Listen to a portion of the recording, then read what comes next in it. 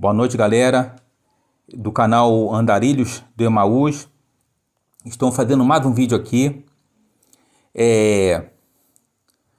Eu queria que vocês olhassem para mim no Evangelho de Mateus, capítulo 22, os versículos de 15 a 22.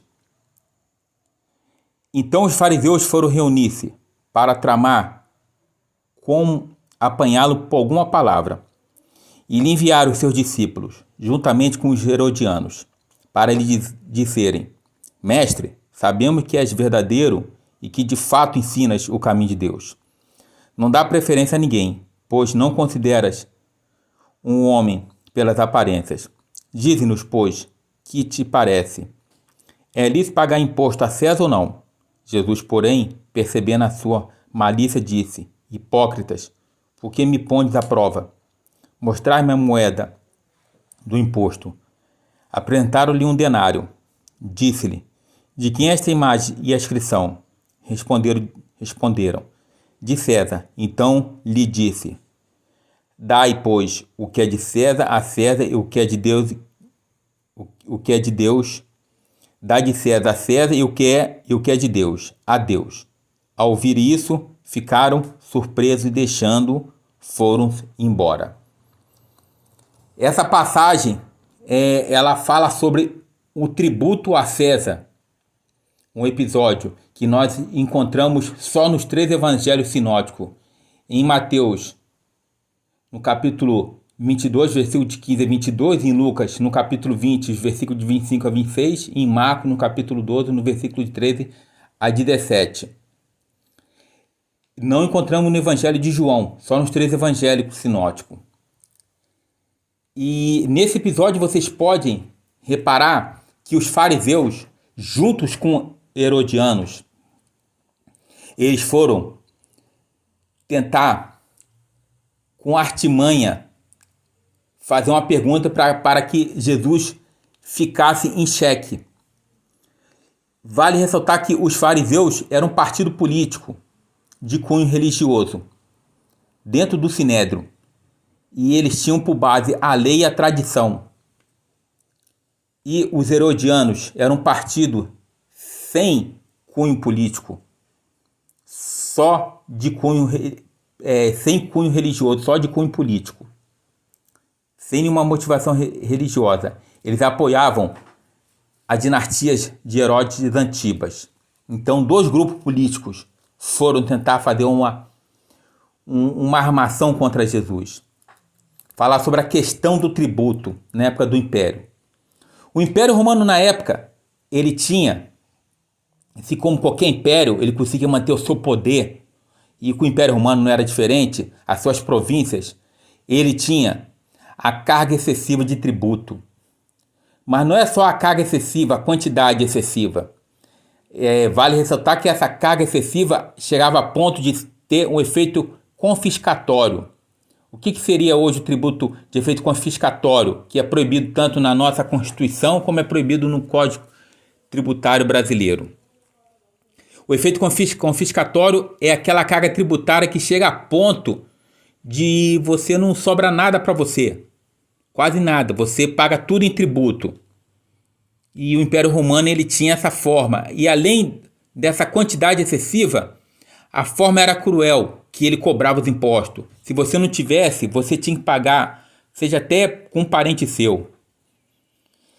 E eles vêm com Jesus, questionando Jesus, e as 2 respostas que Jesus desse, Jesus estaria enrascado. Se Jesus fala que o tributo era errôneo, ele estaria contra o império. E se ele fala que o tributo era correto, ele estaria contra o Sinédrio, contra a província judaica. Então eles fizeram essa jogada e tentando armar contra Jesus. E Jesus, ele responde a célebre frase: Dai de César o que é de César, o que é de Deus, o que é de Deus. Jesus aqui com essa passagem ele dá um ensinamento para nós cristãos.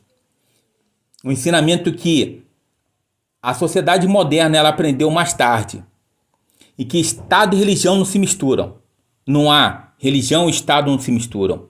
Não tem como as duas coisas andarem junto, é como água e óleo. Religião não se mistura com política. Religião não se mistura com Estado. Não é tanto que hoje o Estado moderno, o Estado democrático de direito, ele tem a sua separação da Igreja do Estado. Tanto que o Império Romano e o Grande Império foi assim. E se a gente for fazer uma análise histórica da formação dos Estados nacionais, também foi assim. A Igreja Católica, na época do feudalismo, ela tinha supremacia terrena e espiritual. E a Reforma Protestante, ela foi o período de transição para a formação das grandes monarquias nacionais, dos grandes estados nacionais. Eles tiraram o poder da Igreja Católica e passaram para o Estado. E a partir daí a Igreja e o Estado não se unem mais. Hoje, qualquer Estado democrático de direito, ele é um Estado laico. Ele é um Estado que não há interferência. Essa história também nós podemos ver num dos países que mais representa o Estado democrático de direito. É o que mudou a história contemporânea. Foi a história dos Estados Unidos. Os Estados Unidos, ele também, se você for analisar uma análise da história dos Estados Unidos, você vai ver, porque quando as 13 colônias elas se instalaram nos Estados Unidos, o Império Britânico, a Corte Britânica queria cobrar tributos para o cidadão das 13 colônias. E eles não aceitaram. E eles falaram, nós queremos representantes no parlamento para você cobrar um tributo a nós. Então vocês podem ver que a questão do tributo está intrinsecamente ligada à questão da gênese do Estado. Está ligado à política. E não tem como você misturar política com Estado. E atualmente o Estado moderno, o Estado democrático, como eu falei, ele é laico. E na época de Jesus, naquela época, ele era um Estado teocrático. O Sinédrio tinha seus partidos, tinha os fariseus, tinha os saduceus, tinha os seus partidos políticos religiosos. Uma verdadeira tramanha, artimanha, todo um esquema voltado. E a gente for parar para analisar, o julgamento de Jesus Cristo também foi assim. Jesus Cristo foi julgado porque foi uma artimanha entre o Sinédrio, entre a província judaica, entre os representantes políticos, armaram para pegar Jesus. Mas também nós temos que entender que, baseado nisso aí, que o Estado e religião são separados, a diversidade política, a miscelânea política, ela tem guarita no inciso 4 do artigo 1 da nossa Constituição. Nós podemos, sob aspecto jurídico, ter representantes nossos lá.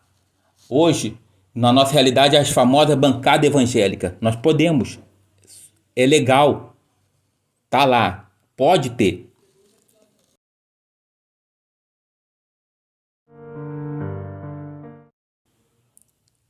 Sim, é lícito. Qualquer liderança eclesiástica, qualquer pastor, ele pode se candidatar a um cargo político. Isso é lícito, a nossa Constituição, ela permite isso aí. Como eu falei na parte anterior, que a diversidade política, a miscelânea política, ela tem guarita no inciso 4, artigo 1 da nossa Constituição. Hoje nós temos vários representantes, nós temos vários pastores, nós temos uma pastora que anda de tornozeleira, está sendo acusada de crime, de homicídio e ocultação de cadáver do seu próprio esposo. Nós temos sim, é possível, pode, sobre o aspecto jurídico. Essa representatividade, você não se limitar, é essa a característica da democracia.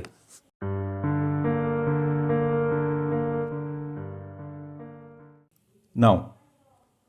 Sob o aspecto da ética cristã, não cabe ao cristão se envolver com política.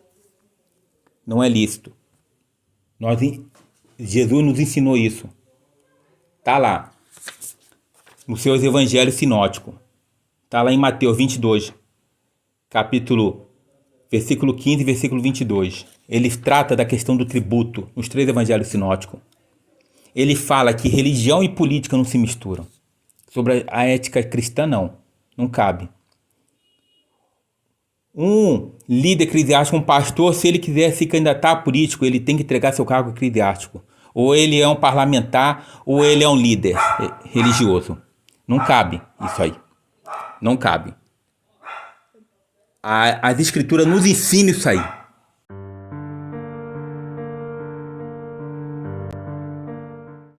Não. Um presidente que ele tem 150 mil mortes nas costas. Ele tem mais de 30 impeachment engavetado. E ele não sofreu impeachment porque ele tem esquema armado junto com Rodrigo Maia, junto com a Corte de Alcolumbre. Um camarada que mente. Ele tem crime nas costas. É improbo. Não. Ele não pode. Ele não pode representar o cristianismo brasileiro. Porque se o cristianismo brasileiro permitir que um homem desse, que ele entra numa reunião ministerial, defere vários palavrões, e o cristão ele apoia e acha bonito, tem cristão que apoia e acha bonito isso. Não, isso não cabe nós. Entendendo? Falar palavras de baixo escalão, palavras torpe. Não, nós temos que estar cheios do Espírito Santo. Não, isso não cabe, ele não pode nos representar.